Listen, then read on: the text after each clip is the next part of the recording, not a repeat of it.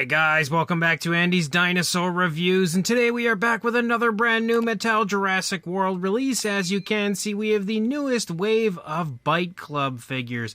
Up until this point, we've had only one wave of these figures. I'm really excited to finally have this wave. We've been teased with it for quite some time, but so far it has not shown up here in the United States to my knowledge, so I was lucky enough to get my hands on this thanks to my good buddy Jonathan, who hooked me up from Canada, because they do have them up there at Toys R Us, and he snagged all three of them for me, and of course helped me to get them here in my collection, which also of course helps me to get a nice look at them with you guys. And you can see the packaging is pretty much the same as it was the first time around as far as like the style, a little bit different as far as the artwork and stuff goes, but the same style where you have like a nice little box and then you've got a little window area where you can see the figure. Here on the side we can see this is replicating a scene from Jurassic World, and then here on the back you can see of course that this is the Mosasaurus set, and you can see also down here a little checklist showing off all three of the figures that are in this wave, and then again a nice shot basically of the window area. And it says Series 3, which is intriguing because there's only really been one series out. At least I assume that that's what that's trying to tell me. But if we bring the other one in, you can see again we've got the Dilophosaurus as well. Got a really cool shot over here of the Dilophosaurus spitting some venom at Nedry. And then here on the side we can see this is replicating a scene from Jurassic Park.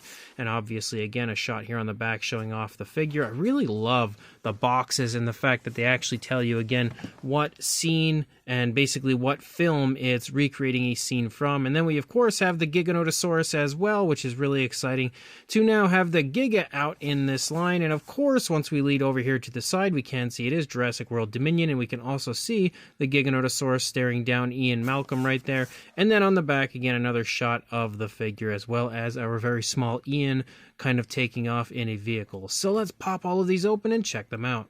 So here are our figures. We can see we've got the Mosasaurus there and Zara. We also have, of course, our Ian and the Giganotosaurus.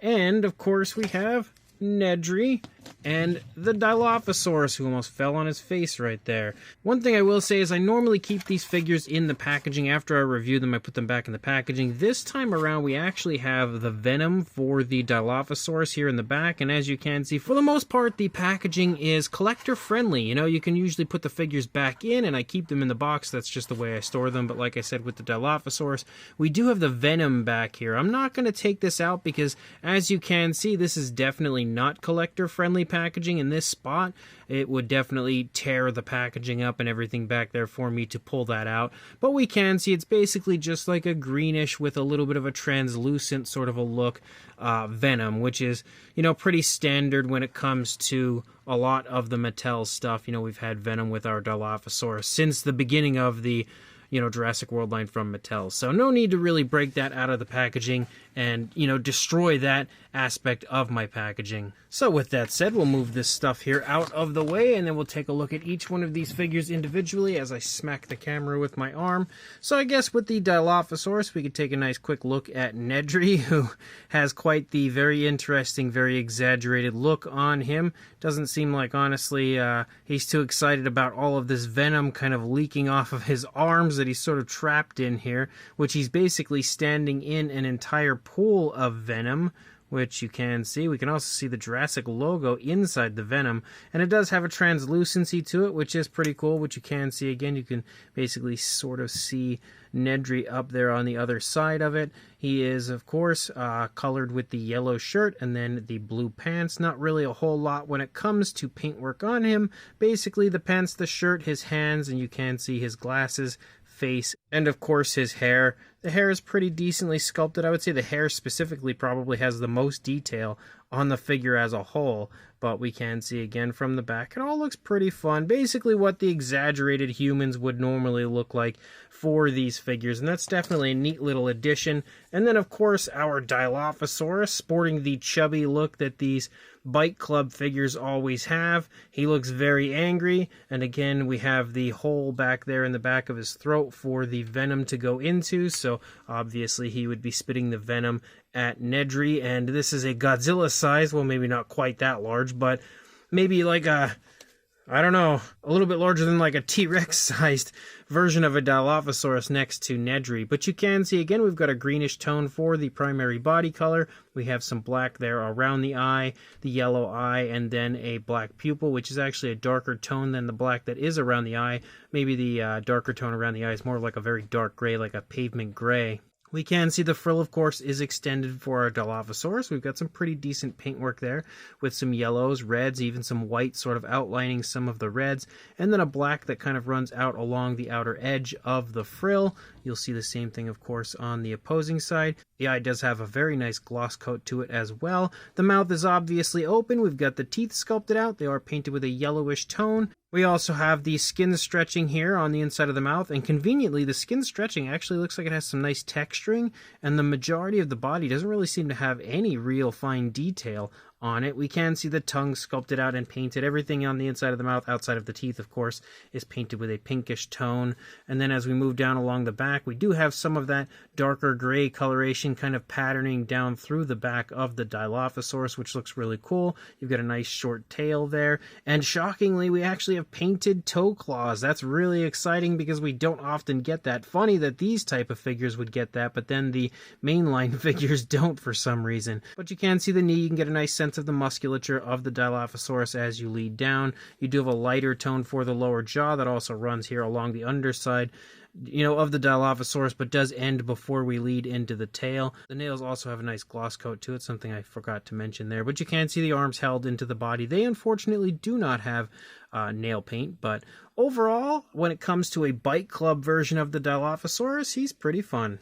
Next up, we've got Zara here, which we can see is currently being carried away by a really goofy looking pteranodon, and she as well, of course, has quite the interesting look on her face. Of course, if we are following the scene that this is replicating from Jurassic World, she's about to be eaten by the Mosasaurus, so not exactly a good time to be her. We can see it looks like she's dropped like her phone down here in the water. Her hands are painted over here, but not painted over here.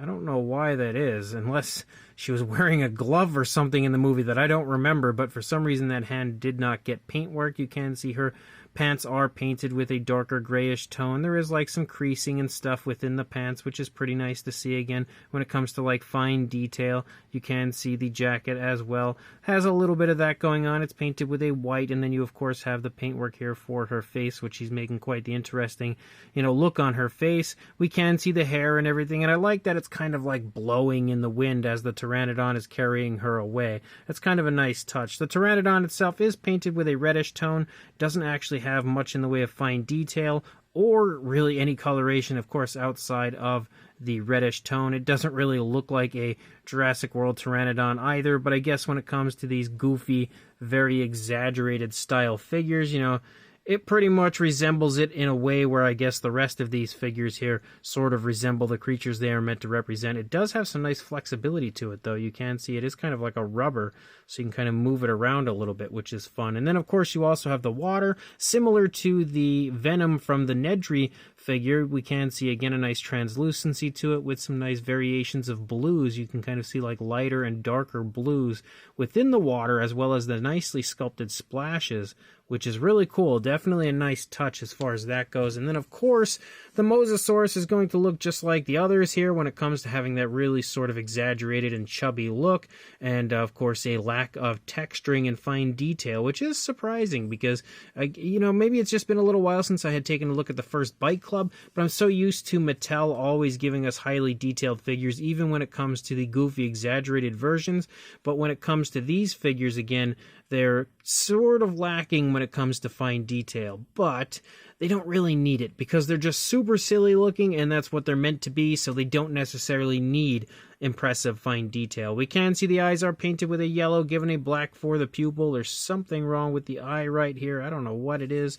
Let's see if the other one has that. No, the other one looks good. Something's gone wrong with the pupil on the eye over here. It looks like it's like dented in or something.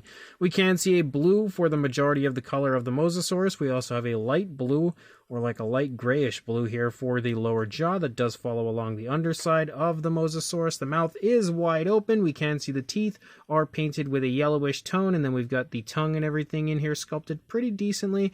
And of course, we also have a pinkish tone in there.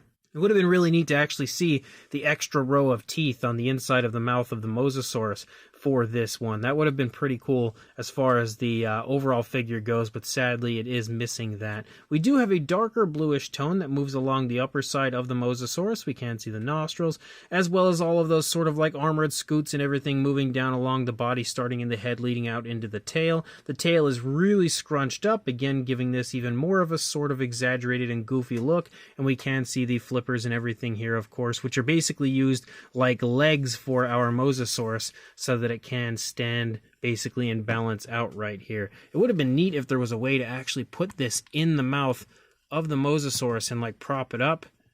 I don't know if we can somehow. Nope, it fell right out. Seems like we almost could prop it up. I don't know, it would have been neat to be able to display it that way, but it doesn't seem like it's possible, unfortunately, to display it like that. Nah, we'll have to try it later on, I guess.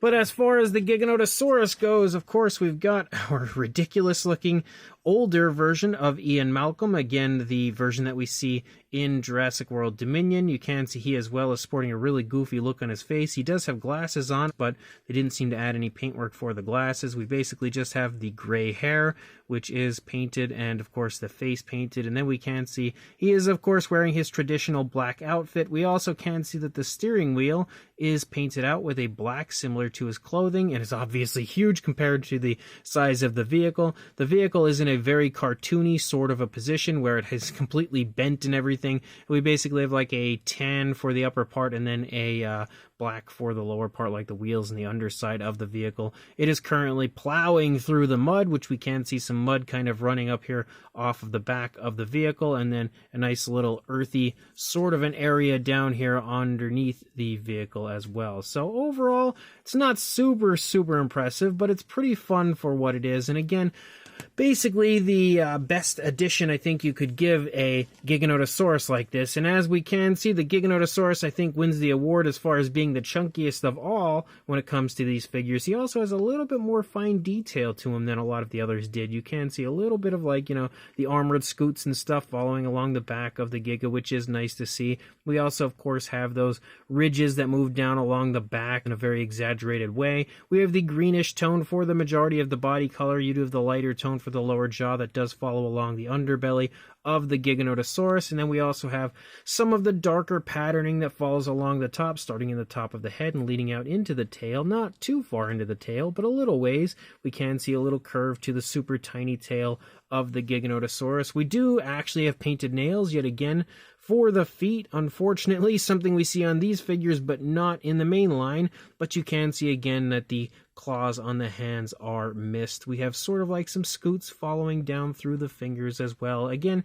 even though the figures for the most part aren't really very highly detailed, they do at least sport a little bit of detail here and there. We also see the mouth is wide open yet again, just like all three of these figures have had going on. The teeth are sculpted pretty decently, painted with a yellow, maybe a little bit of a darker or more vibrant yellow than we saw on the others. And then we do have a pinkish tone for the inside of the mouth. The tongue is present right there, but not really a whole lot as far as detail past that point. A little bit of like fine detail there on the skin stretching on the inside of the mouth, but the Giga is pretty cool. Again, these figures are all pretty close to the same size. If we just bring them in here and readjust the camera, you can see they are roughly the same size, each and every one of them. So we'll only measure one because I don't think there's really much of a point in measuring all of them. For a length on the Giganotosaurus, you are looking at about 4 inches or 10 centimeters, and then for a height, just about 3 inches or 7.5 centimeters. For a size comparison, there is Mr. Papo T-Rex, the Attack Pack Dilophosaurus, Robert Muldoon, and the Collect A Human Being next to our Bite Club figures. And you can see again, they are decently sized, but they're not gigantic. When it comes to these silly stylized versions, they're obviously like, you know, kind of Snap Squad looking as far as the style goes, but definitely a bit larger than you would see for a Snap Squad. And you can very clearly see that again next to these figures, like the Dilophosaurus and everything over there. And again, we have reviewed these in the past as far as the Bite Club figures with Wave 1, so I don't feel like we really need to do much more comparisons outside of this. We should already have a pretty good idea of the size of these figures, since these ones do not differ in size compared to the first wave of these figures. So these brand new Jurassic World Bite Club figures are yet again pretty fun. I definitely enjoy this line. I haven't heard of any more being announced yet though, which is unfortunate, and I also again haven't heard of anywhere here in the United States actually getting these into stock. I know Entertainment Earth did have a pre-order up, but so far to my knowledge they have not shipped from there. But you could of course always, check that pre-order out and see if it's still live or not, and maybe you can pre-order them there. But again, another round of these figures that are pretty neat. I like the species choices this time. Of course, when it comes to Jurassic Park, few dinosaurs are as iconic as the Dilophosaurus. So it is nice to see the Dilophosaurus in the line with Nedry, which of course is exactly who you would want next to the Dilophosaurus. And it looks pretty neat, and I do like the fact that it does have venom that you can, of course, take out and display, kind of spitting it onto Nedry, especially since Nedry is completely engulfed almost at this point in the venom. So that's a pretty neat figure. The Mosasaurus is really cool, and the fact that they recreated the death scene of Zara is crazy when it comes to these figures, but I really quite like it. I definitely would love to see a different playset from Mattel, maybe replicating that scene at some point, maybe in like a Jurassic World Reimagined set or something, I don't know. But it would be pretty neat. The figure as a whole is about as goofy looking as it gets when it comes to the Bite Club, but is definitely a neat one just because, again, it is replicating that scene, and that's really the only time we've seen that from Mattel so far. And then you also have the Giganotosaurus, which I really quite like the Giga. Again, I know it does get a lot of hate from different people, especially as far as the design goes, but I think when it comes to a silly looking version of that Giganotosaurus, this is a pretty neat looking version, and the inclusion of Ian kind of taking off in his very cartoony vehicle is, a really nice touch to the set overall. So if you are interested in these, like I said, you can check Entertainment Earth, maybe on eBay, or if you know somebody in Canada that has a Toys R Us near them, maybe contact them, see if they can grab them for you. If these do happen to show up in the United States, I will do my best to let you guys know, or if I can find a listing to include in the description, I will let you guys know as well. But otherwise, again, pick them up if you can grab them, and like, comment, and subscribe, and I will see you in the next review. Thanks for watching.